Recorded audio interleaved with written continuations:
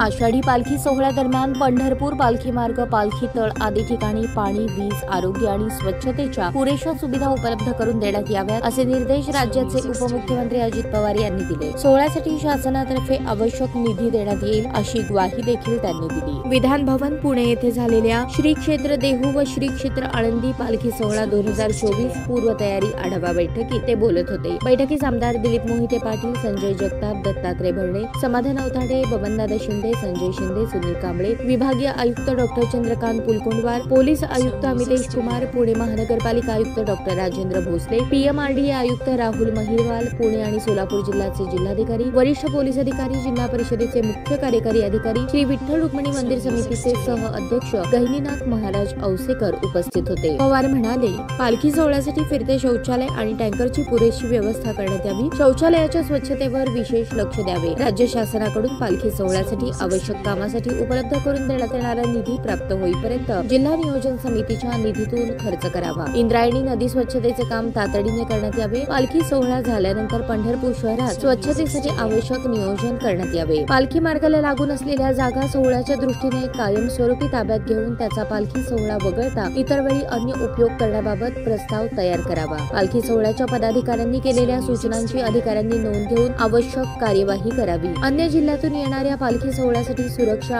आणि अन्य व्यवस्था देण्याबाबत राज्य स्तरावरून सूचना देण्यात येतील। वारी दरम्यान दुर्घटना घडल्यास शासनातर्फे आर्थिक सहकार्य करण्यात येईल असेही पवार यांनी सांगितले। विभागीय आयुक्त पुलकुंडवार यांनी सादरीकरणाद्वारे करण्यात आलेल्या नियोजनाची माहिती दिली। पोलीस आयुक्त अमितेश कुमार यांनी सुरक्षा आणि वाहतूक नियोजनाबाबत माहिती दिली। यावेळी लोकप्रतिनिधींनी पालखी सोहळ्यासाठी आवश्यक सूचना केल्या। उपमुख्यमंत्री पवार यांच्या हस्ते पालखी सोहळ्या दरम्यान करण्यात येणाऱ्या शौचालय सुविधांची माहिती देण्यासाठी तयार करण्यात आलेल्या ॲपचे लोकार्पण केले।